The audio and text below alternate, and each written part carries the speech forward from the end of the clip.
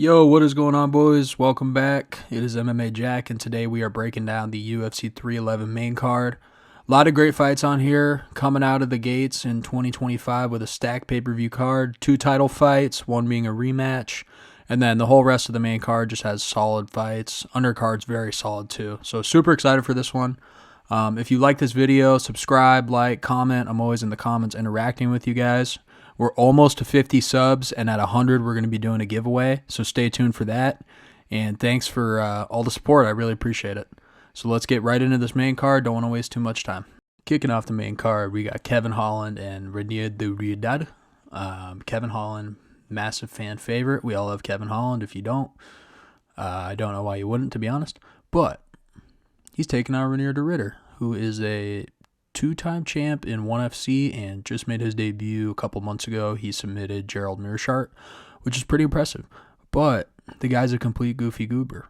I don't know if you guys watched that fight. I believe it was UFC Vegas 100 where they fought in Dana's garage. And he's just very goofy. His striking is weird, but it works. I remember he cracked Meerschaert at the end of the first, then hit him with an elbow. And if the bell didn't ring, what's his name? Gerald Meerschaert would have been out of there, no question. And then he was able to flip him in the second round. Meerschaert actually got top control, and RDR flipped him and submitted him. So pretty impressive win, honestly. I mean, Meerschaert has the most submission wins in middleweight history. So pretty impressive. Kevin Holland's an up-and-down fighter. In the striking, it's very clear who's better. It's Kevin Holland, and I think he can knock out RDR. But I think the main question for this fight is, can Kevin knock him out before he's able to stop the grappling? Because I truly believe that Reinier de Ritter will take him down, and I know his grappling defense is not the best. I mean, look at the Vettori fight, look at the Brunson fight. It's pretty obvious that he has some holes in his game there. Now, he has improved since then, since those fights. Those were a couple years ago. But still, RDR is obviously the better grappler. I see a lot of people going with Holland on this pick, but I think I'm actually going to pick RDR. And it also seems like RDR kind of has some like Dricus plot armor. I don't know. He's just super goofy, and he always finds a way to get the win.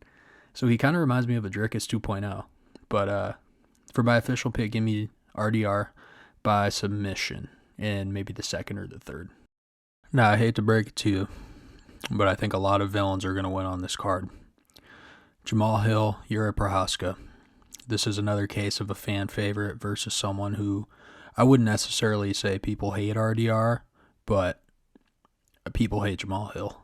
And unfortunately, I think he's going to win. Reason being, Jiri is extremely hittable, and y'all must have forgot, but Jamahal Hill's a sniper. I mean, everyone's kind of like downplaying him because of the Alex loss, and I get that. He did lose quicker than Jiri did, but at the same time, they both got knocked out. Right, Jamahal Hill was starching dudes, and he absolutely destroyed Glover Teixeira. Right, Jiri went to life and death with him, and obviously MMA math doesn't work on everything, and I'm not even using MMA math really here to make my decision. I just think Jamahal Hill hits a lot harder. Well, I wouldn't say a lot harder, but he has more power, I believe, in his hands than Jiri does, and I think Yuri's a lot more hittable. I think Jamahal Hill is better defensively. I think the grappling is pretty even. Jiri might have the slight edge, but I don't think it would be anything where, he'd be able to finish him or something. Like, I don't think Hill's getting submitted. Regardless, I think it's going to be a good fight. I'm definitely looking forward to it. And I'm not counting out Jiri here, but I definitely am leaning towards Hill. And I think Hill is going to get it done by knockout. And maybe we'll see that second Alex fight. Who knows? It'd be funny if he didn't get it, though, and Magomed got it. He would be so pissed. Damn, this is a good card. Featured fight, boys. Dariush versus Moicano. This is going to be a really good fight. 2 grapplers going head-to-head. Grappling primary, I guess. They can stay on the feet, but I think they're both definitely more grappling-based. And this kind of messed me up earlier. I thought Benny was pushing like 40. He's 35, and so is Moicano. I thought Moicano was younger and Dariush was older, but they're the exact same age, which is kind of crazy.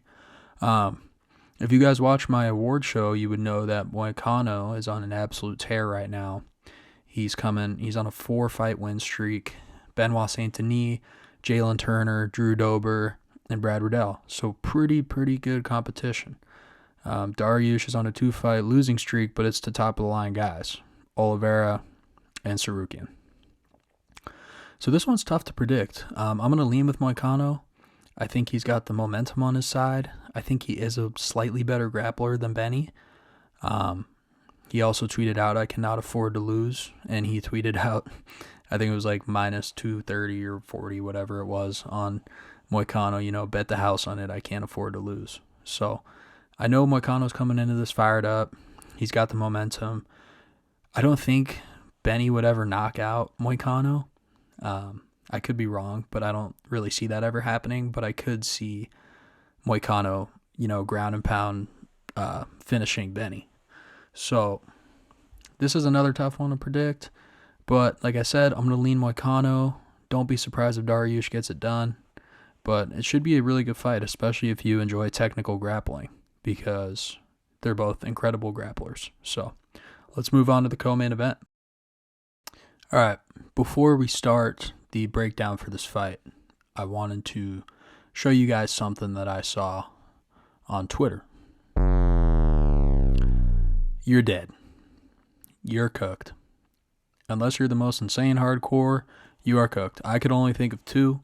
I thought of Sandhagen, obviously, and I thought of Raoni Barcelos, who's actually, I think, he is fighting on this card. He's fighting Peyton Talbot on the prelims. But, it's so hard, because every single time this happens, I get it wrong.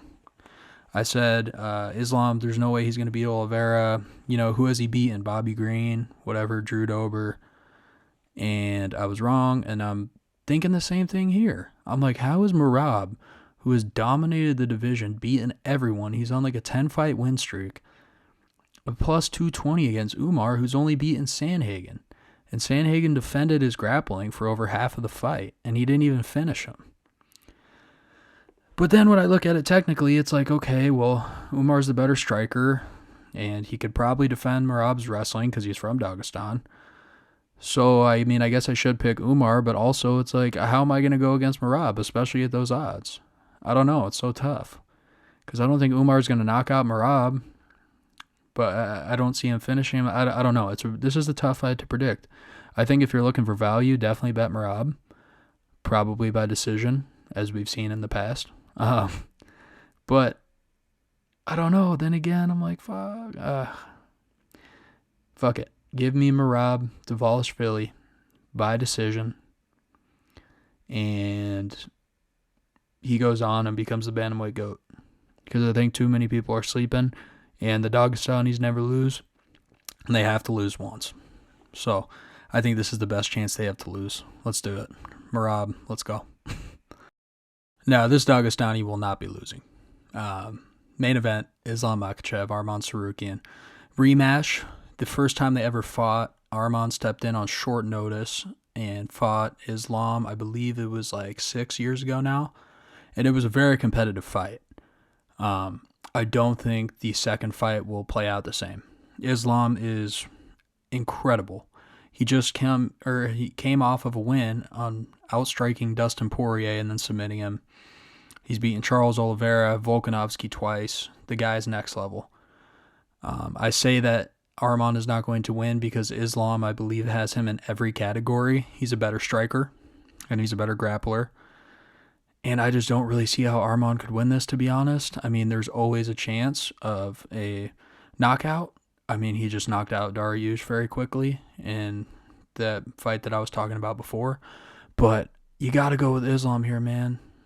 Like, someone get in the comments, give me a good reason if you think that Arman's going to win, why you think he's going to win. Islam has him beat in every category. And also, I think Islam's more in the game. Arman just came out and said he's super rich, or he comes from a very rich family, and the only reason he got in the UFC or wanted to go was to get verified on Instagram or something. And I'm not downplaying Arman. He always has a fighter's chance. Everyone does. But Islam's just too good, man. I don't think anyone's going to beat him in the lightweight division. The only one I could see who maybe would beat him would be like Ilia Topuria. And I would say even a maybe. I would lean Islam on that one. So, give me Islam. I don't know if he's going to finish him. Arman's pretty durable, and he's in very good shape. So give me Islam by decision, and then maybe we'll see that super fight if Ilya gets another defense or two down at featherweight. I would love to see that maybe in Spain or something, or they do a Russia card, or I don't know. It has a potential to be a massive fight. But thanks for tuning in, guys. Appreciate the support. Like I said, subscribe, like, comment. I will be interacting with every single one of you, and we're doing a giveaway at 100 subs. So send it to your friends if you enjoyed. Enjoy the fights, and peace.